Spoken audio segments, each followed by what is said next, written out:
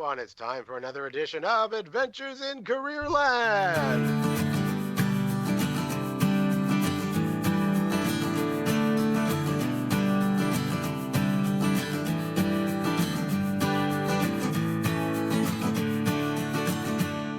Welcome, everyone. Super happy to be with you. I'm Adriano Magnifico. I'm the career lead at the Riel Arts and Technology Center, and I am broadcasting from the Yellow Room in the Magnifico residence because I had a knee replacement and I'm still hobbling around. I'm in a beautiful chair now, feeling fit and fiddle in the chair. Walking's a bit of a problem, but I'll figure that out as I move along. Hey, we got a great show for you this time, and we're broadcasting with our team from the Broadcast Media Center, the podcast room at the Riel Arts and Technology Center, and that's the home of 13 applied technical and apprenticeship programs. And those are the kind of programs that students want to take to get an extra little sense of, what are my skills? What's important to me? How can I practice hands-on learning in a way that stimulates my curiosity? It helps me understand who I am, what's important to me, and even gets you to connect to mentors, because there's so many internship opportunities in this building for the students who partake of the program. So great programs, and I'm always ably, and incredibly blessed to have two of the broadcast media program students. And it's my favorite program. It's one of those 13. And they are students who are about to finish their final semester in the Arts and Technology Broadcast Media program. And I'm going to be very sad because I'm going to lose my co-hosts. And of course, I'm talking about my co-hosts. I'm talking about CJ.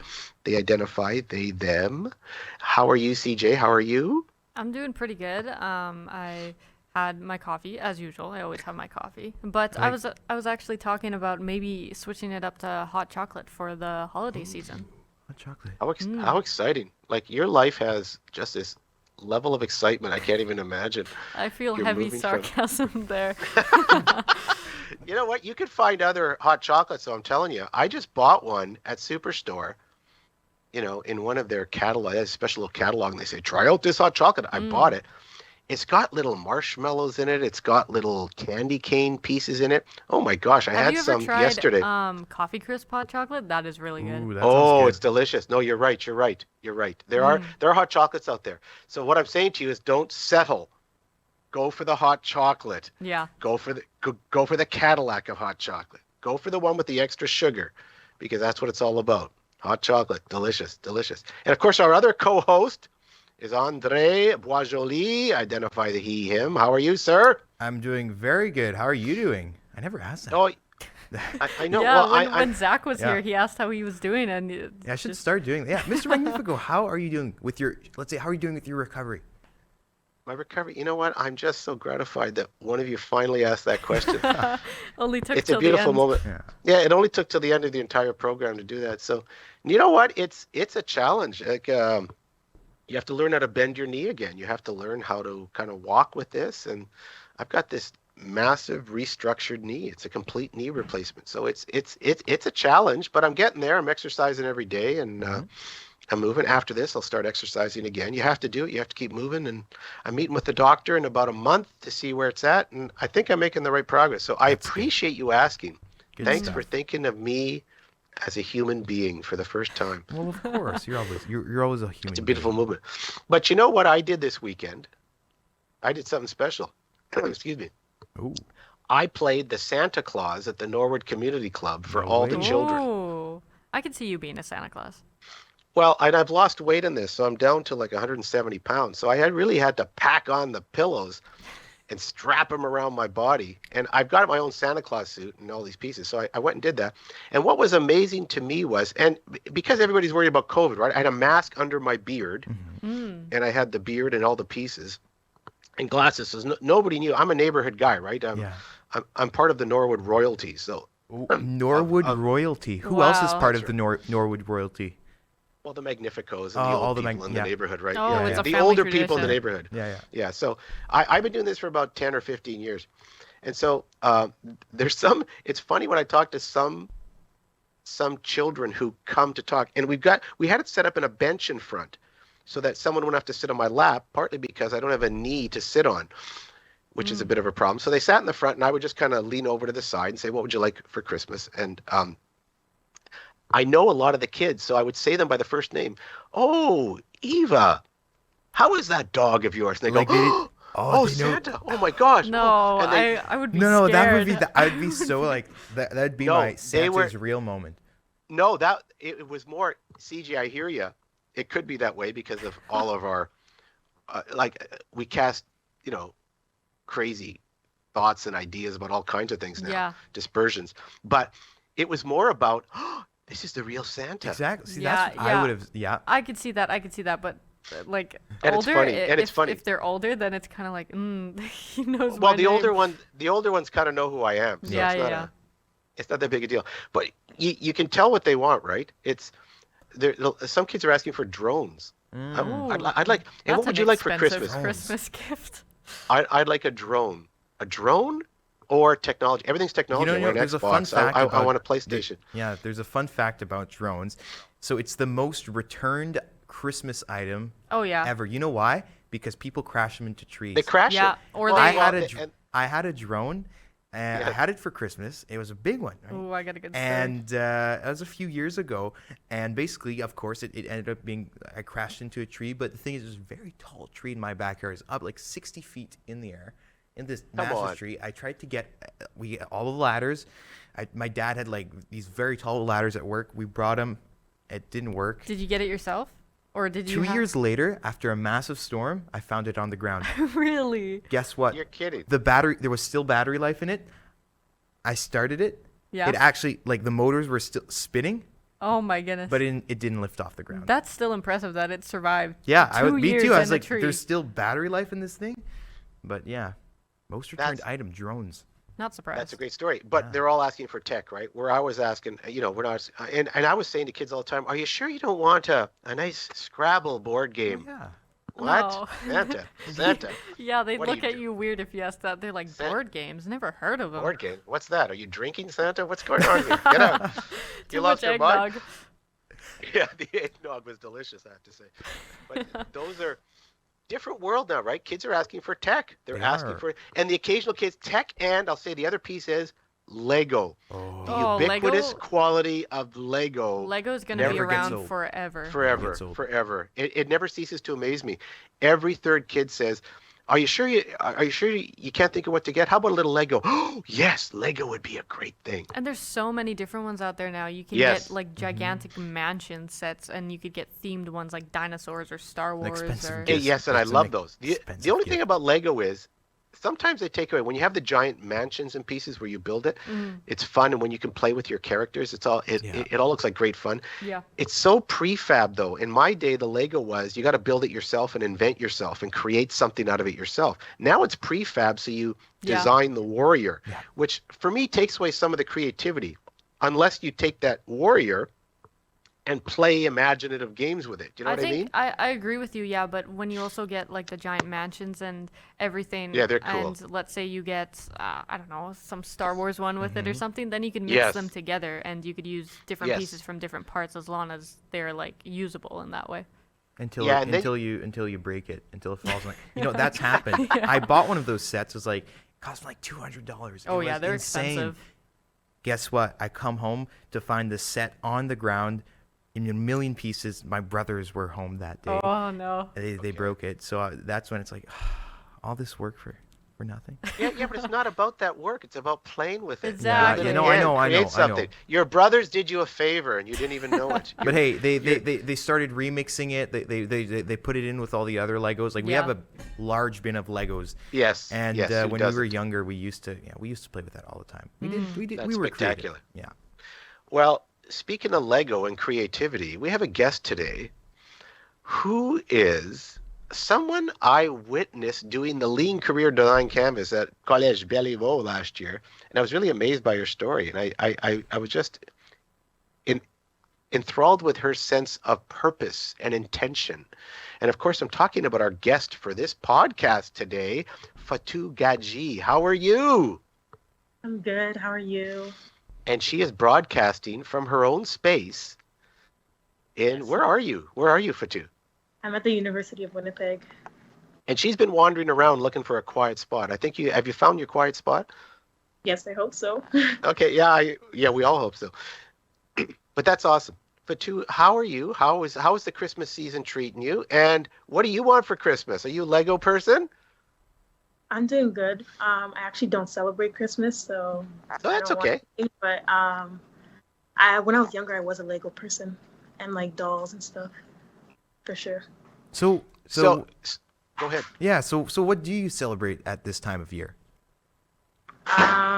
Well, it's actually not this time of year, but after Ramadan, Yeah. I celebrate Eid, and that's like a big celebration. We get gifts then too, so because it's after fasting for 30 days, and you spend time with your family and celebrate. So.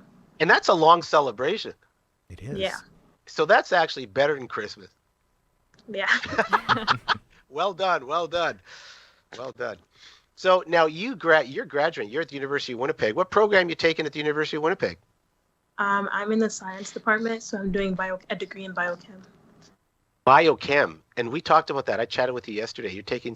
You're a science person, and when you were in Belleville, that was one of the things that came out on your canvas when you talked about all the dots you're collecting. We always talk about the dots you're collecting, right?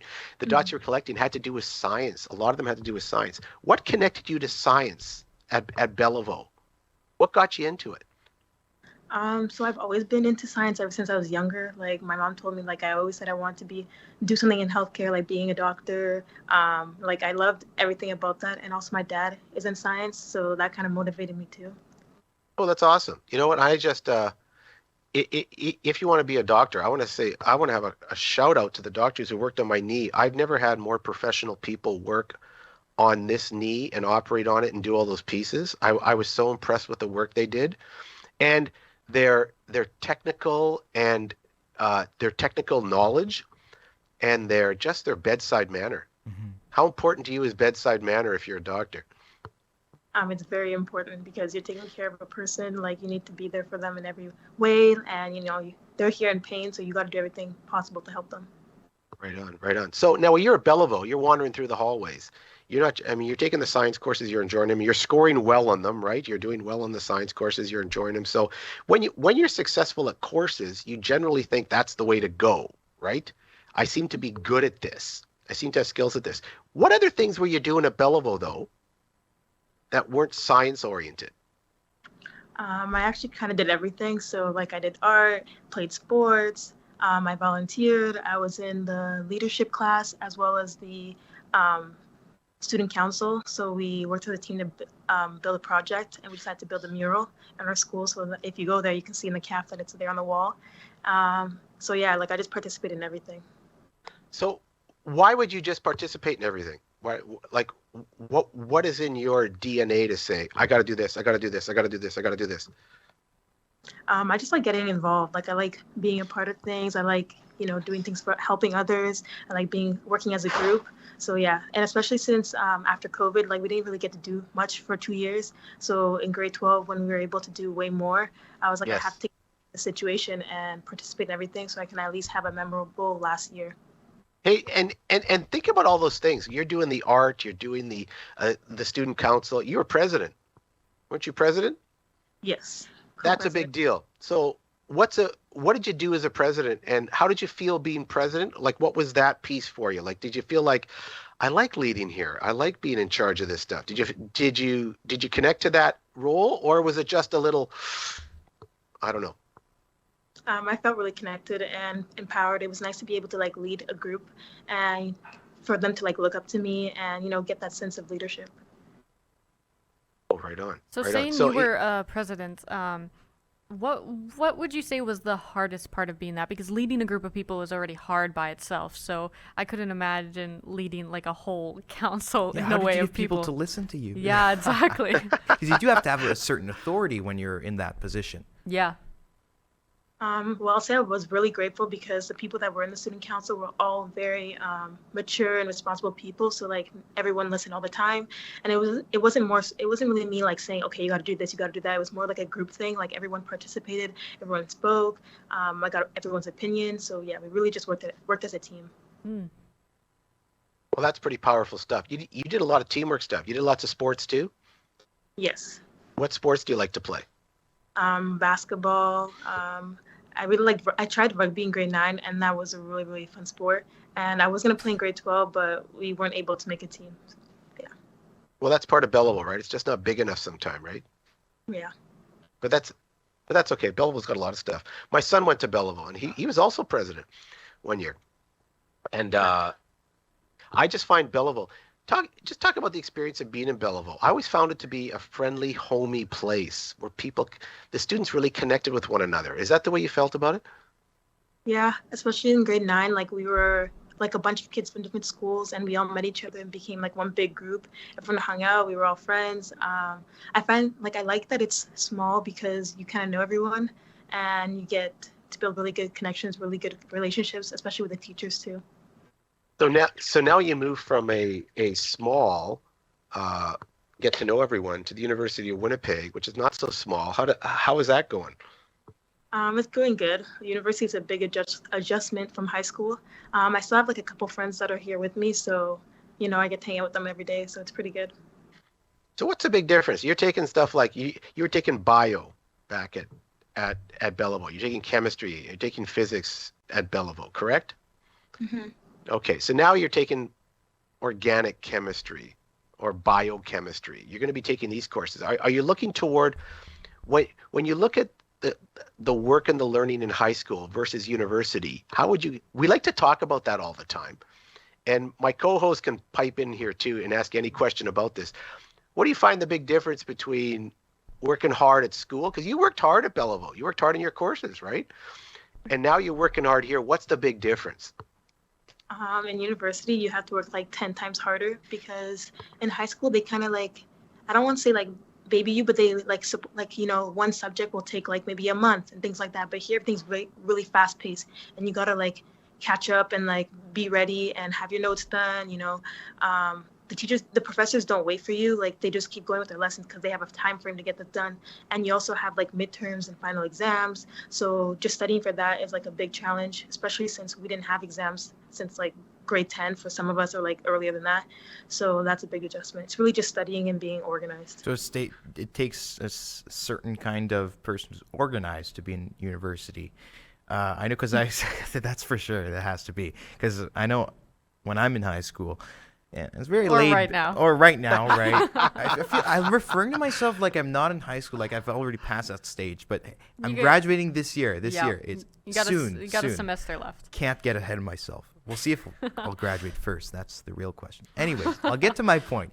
When I'm in high school, everything is, you could agree with me, more relaxed, Yeah. You have time to do an assignment. If you don't do an assignment, no problem. We'll give you an extension. Yep. I know I've had that. I know people sometimes submit it last minute, like the last day of school. They'll be like, oh, here are these 10 assignments. Yeah, some people that leave it. I haven't done. I'm going to get, and you talk to your teacher and you're like, yeah, you're going to get a 0 if you don't do them. Okay.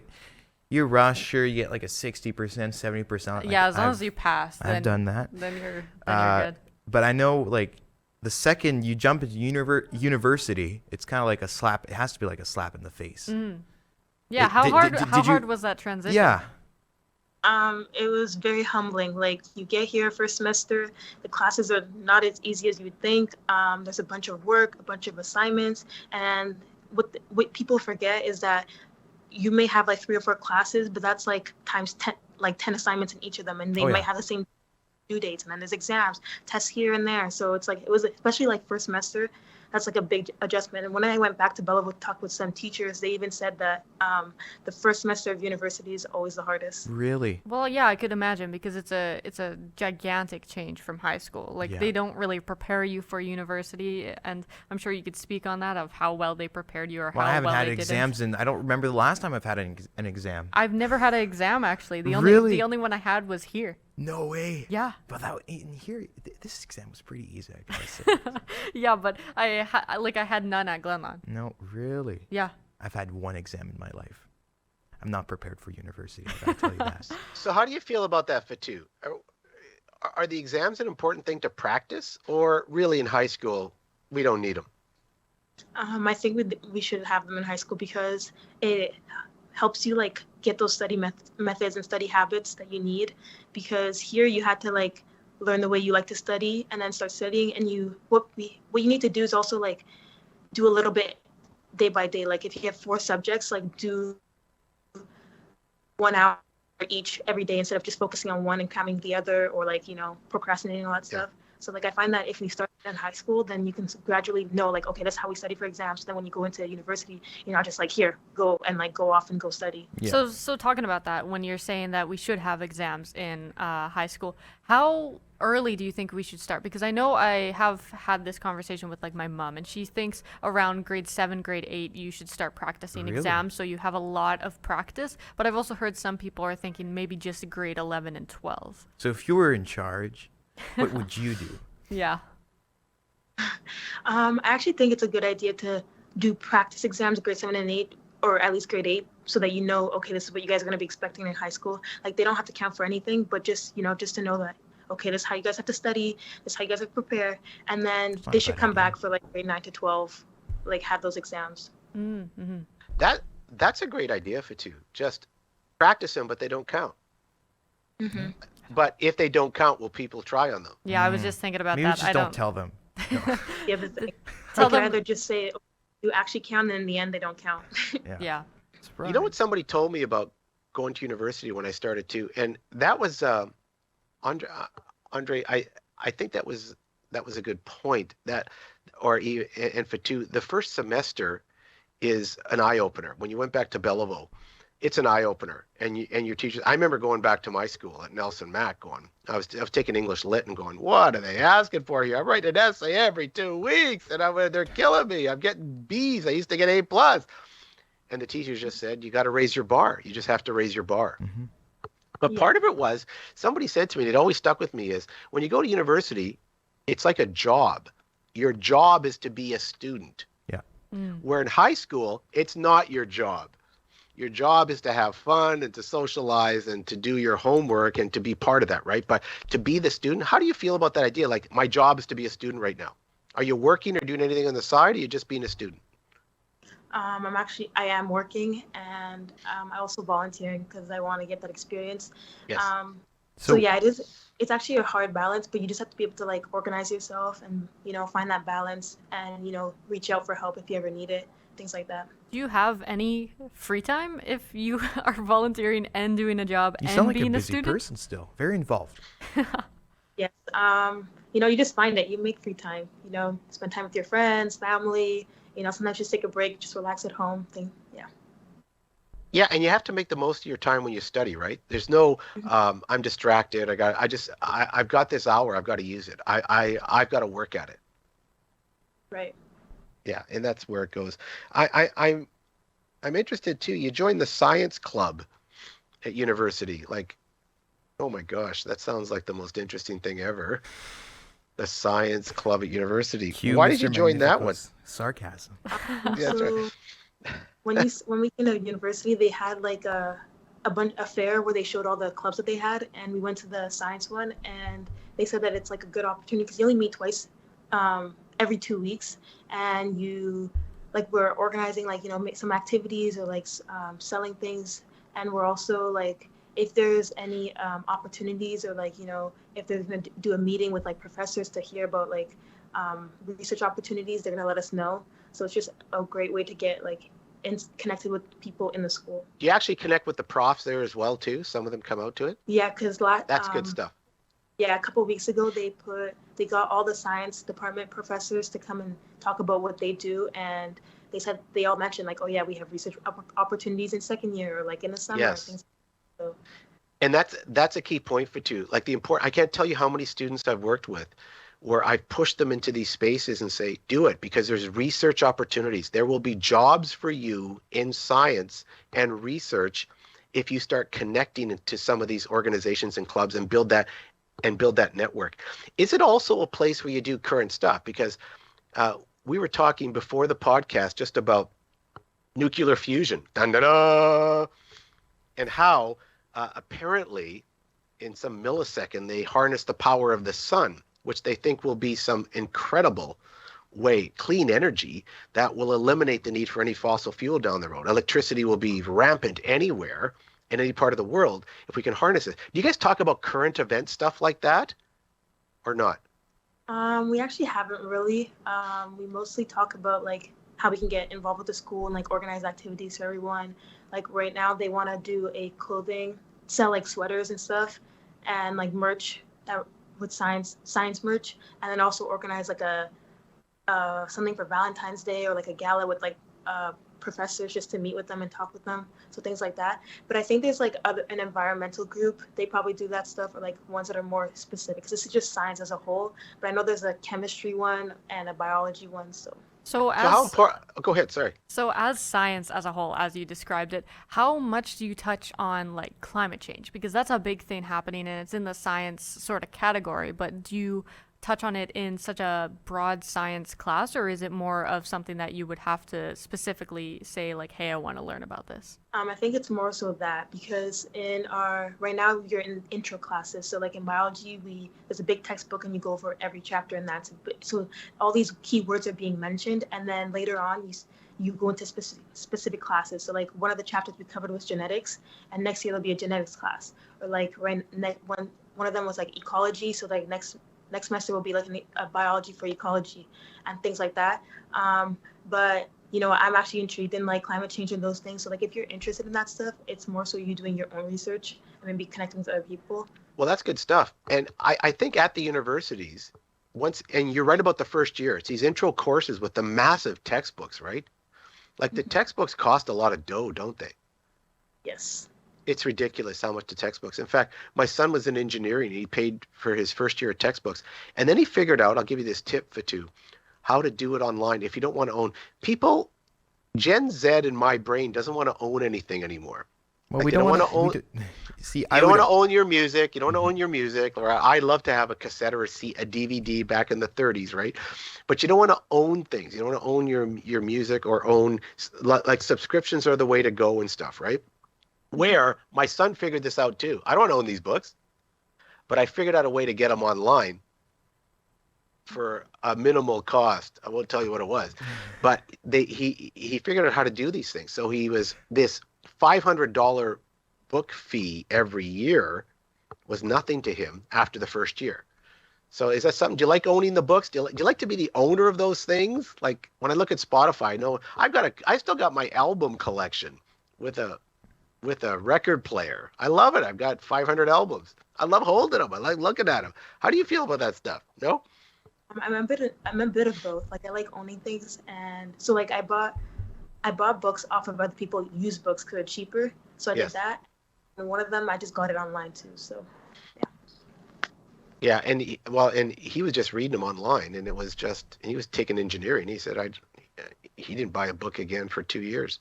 So I thought that was amazing. But that's him, and he just doesn't like to own things, right? That seems to be a Gen Z thing, where the old guys like me, with the hoarders, we have all these collections of things everywhere and books everywhere. You'd rather just read a Kindle. Do you have a Kindle or you know what I'm talking about? Just the yeah, I know. okay, Electronically. yeah. Yeah, If but there's people like to nothing read wrong with electronically. having a Kindle. I gotta say, it helps us. Okay, Yes. but that's What? What? a Kindle, in my opinion, is an old person thing. Oh, An what- old person What do you thing? mean? Because What are you talking about? why would you have a device just for books? You have a phone, you have laptops and everything. Just read the books off of there. Because the device itself. device is better for your eyes It and is everything. It's better just for like- your eyes. Is it? Yeah. Oh, yeah. absolutely. Oh, yeah. Have you even touched Yeah. a Kindle? Yes, How can you judge if you haven't even touched I it? had one, you and had one. I didn't use it, so that's why. That's true. So- There's lots of unused Kindles in this world, Yeah, there sadly. is. Yeah. But I think we should Yeah. appreciate the new technology, Kindles, books online. Kindles aren't new. There's nothing wrong with that. Kindles are pretty old. Now, I want to move on, Fatou. So you're in this course, you're in university. At one point, you're going to graduate, get that diploma. What are you going to do after? Do you have anything in mind to what you're going to do? Or is that still developing?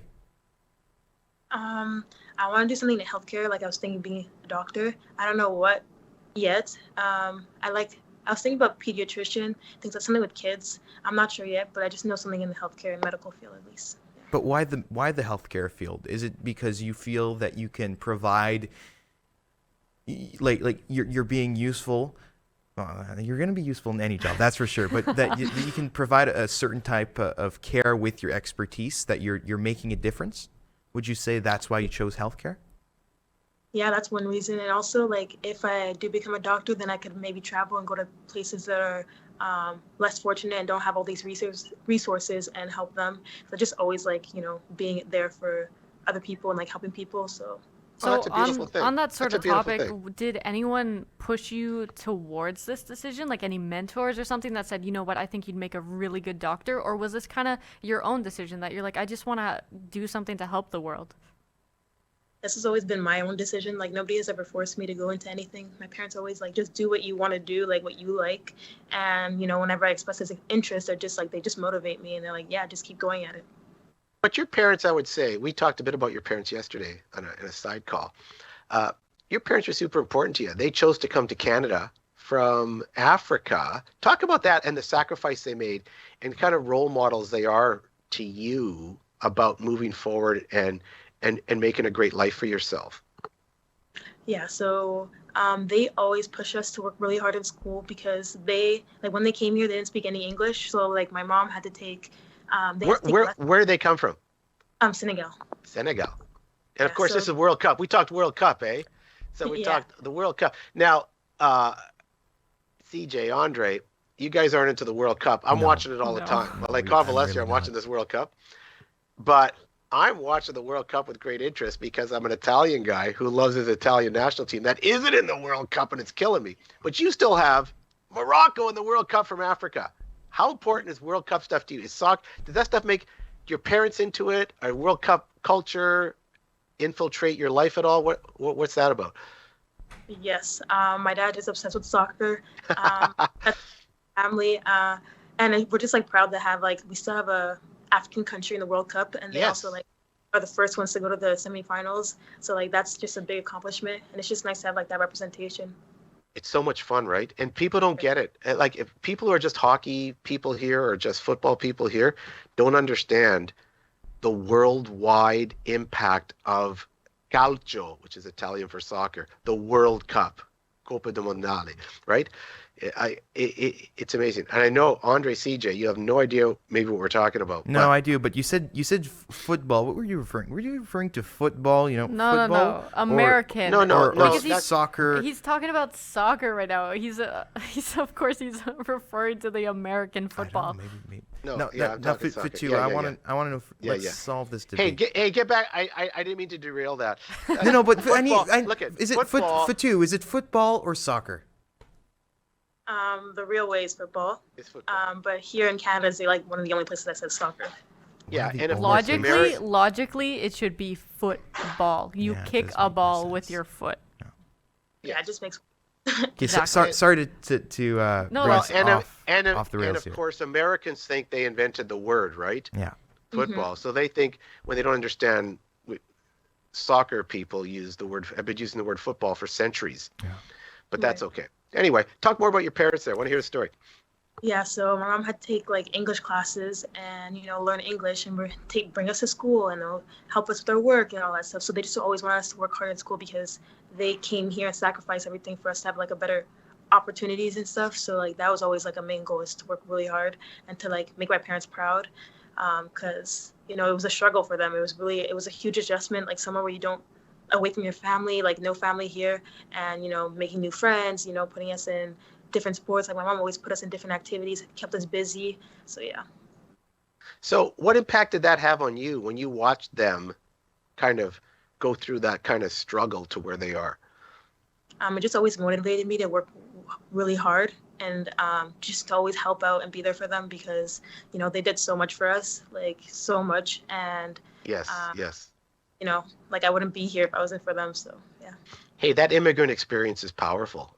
And Margaret Atwood, Margaret Atwood? She's a Canadian novelist. You may have studied The Handmaid's Tale. Yes. Anybody? But she's the writer of The Handmaid's Tale. There's a Netflix documentary or series on it and such. But she had a comment I'll never forget. She said, "We are in Canada. We are all immigrants, even if we weren't born here, or even if we are born here. We're immigrants because our whole country was based on people coming to this space." And I that line always resonated with me. We're all immigrants, even if we are born here. We have this immigrant mentality, right? About survival and about making the best of it and about coming together and connecting with people who are different than you. Yeah. And who have made different values potentially and different ways to see the world. So it's always, that line always resonated with me. Anyway, so parents, super important. Are there any kind of, when you think of mentors in your life, your parents must have been mentors in their own way, right? To just as role models, but and the advice they gave you. Any other mentors in your life who said, this is, and it could be anybody. Could be anybody you've written about or read about, or you've connected with in a space. Is there somewhere you go, you know what? I think I'd like to be kind of like that person or a piece of that person. So some of my mentors are like my previous teachers, like, because they've always pushed me and they kept telling me, like, you know, you work really hard, like, you know, you're always like getting involved in stuff, so just keep doing it. But also like some celebrities like Michelle Obama and just how involved she is with like women and things like that. Those who I look up to. You know, I met Michelle Obama, eh? No. Yes, I think you told me this once. Yeah. It was crazy. Yeah, I've got a picture of her, not in this wall here, but in another room, of me and Michelle Obama and a couple of students. That's very, very cool. Oh, and she when I came up to her, I wanted to stay out of the picture, and she said, "No, you need to come in the picture."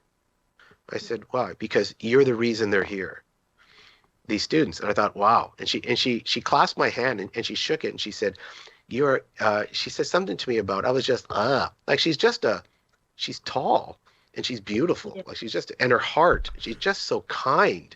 I was just amazed. Right. I was mesmerized. So I was going, yeah, whatever. Anyway, she was brilliant. And her talk, I listened to her talk. It was just brilliant. Smart. Oh my gosh. What a role model for people, for girls, but for anybody. Yes. Or, you know, spectacular. If you had to give some advice to a student, let's take you back to Belleville, and you're sitting in a grade 11 class, and you're coming to the front. We'd like to introduce you to Fatou Gadji at the University of Winnipeg. She's going to give you some sage advice about what you ought to be doing. What would you tell them? Do you want this to be like a piece of advice for like specifically university or just like life? No, for life. someone who's kind of maybe going down the same path as you, or is thinking about even just going to university. Any big wise words you have? That's kind of hard, but one thing would be to always believe in yourself, because you know what you want, you can achieve it. You know, have faith in yourself. We're all you're all really smart people and you all work really hard. So if you just keep working at it, I know sometimes it's going to get tough and like, you know, you just want to give up, but just never do it. Like just always work hard and push and you'll make it to wherever you want to be. That's a great point. Would you say that? You're all very smart people. I love that because I feel that way too. I think there's gifts in everybody, right? So how do you go find that smartness? What do you think? I feel like it's getting involved in everything so that you know what you really like and what you don't like, whatever you get intrigued in, you know, and then let's say you know what, I really like art or something like that, then you can go specifically, like go focus on that and like do research on it. Because I find whenever you really enjoy something, really like it, you become really good at it and you naturally like, you know, enjoy doing it. So that's what makes you better. Yeah, and things start sticking to you, right? Not everything's perfect in any experience, but things start sticking to you about the things that, hey, I like that. That really connects to me. Hey, that was fun. Or I'm going to look into more of this. Yeah, that's awesome. That's awesome. Hey, we do a special little feature here. Who's doing it's called the Quick Cues. Yes. And who's our Quick Cue person today? I will be the Quick Cue person.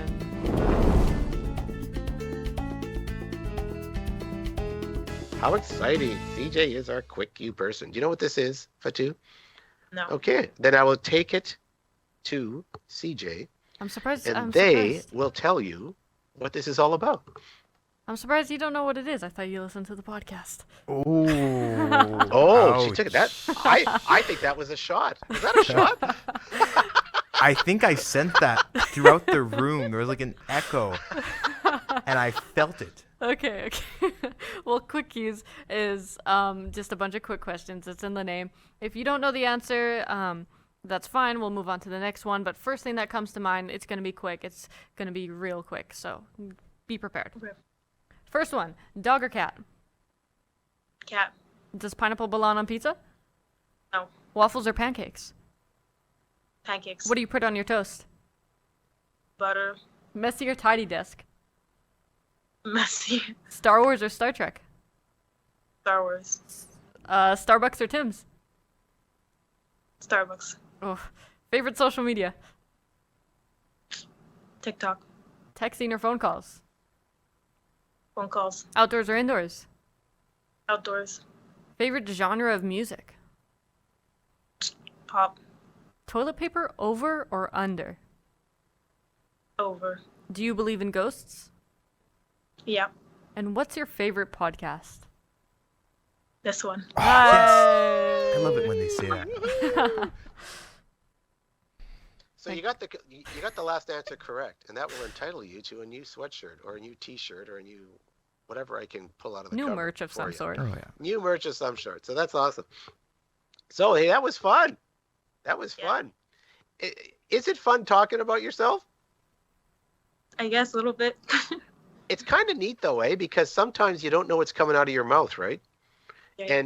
And you have to figure out ways to talk about yourself. And that's what the Canvas was about. When I listened to you talk at your Canvas presentation last year, I see in every student the struggle about talking about yourself because nobody does it. You're always consuming other people's information for courses, and you're taking it in. So from the inside out, I thought you did a wonderful job today, and I thought you shared a lot of insightful information about yourself and just tidbits about life and learning and moving forward. I think someone's going to listen to this podcast and be inspired by you, Fatou. What do you think about that? That's a really, really nice, thought. Being inspiring people and leaving a positive impact. Because that's one of my main goals. And I think so. And I think you got the right bedside manner. I hope you're my doctor one day when they're doing, when they're doing brain surgery on me and that kind of thing. So, how exciting. So, hey, we appreciate you doing this. And any last thoughts from my co-hosts? Final thoughts? I think this was a really good episode. Well, you said it well. Super great guest. Especially as our last guest. Yes, because as to mention, we will have another episode coming up. Though you have the honor of being the last guest of the season, the last guest that we'll get to interview. The next episode with a special guest, because we're just simple guests. The next episode with a special guest will be with new students, the new generation of Careerland. Ooh. Yeah. Will be upon you. Yeah. Season 6. Season 6 already. Yeah. Wow. So this is kind of amazing. This was season 5, episode 11, number 61. Yeah. We've done 61 of these things. That's crazy. So Fatou, how many of these have you listened to? I did 2 because I saw that you did. I went to school. That was one of your. Well, now there's 61. So every time you go home on the bus, do you take the bus? Yeah, sometimes. So now you know what you're going to be listening to on the bus ride home. Yeah. It's a beautiful thing. Anyway, hey, appreciate it. Appreciate you having here. Love your story. I think something great's going to happen to you. And it's always been my pleasure to watch you in action. And I think we're going to hear great things from you down the road. Continue your work, continue thinking, continue being creative, and continue pushing the science gene in your brain, because I think that's going to happen. And maybe you'll be the one to turn that nuclear fusion into something really, really useful and able that we can use in our own houses. Oh my gosh, for electricity. How exciting. Anyway, that's it, everyone. What great fun. Thanks to the co-hosts. Thanks to the producers in the control room. And as always, heroes. Yeah. we can't do it without you. That's it for another edition of Adventures in Careerland.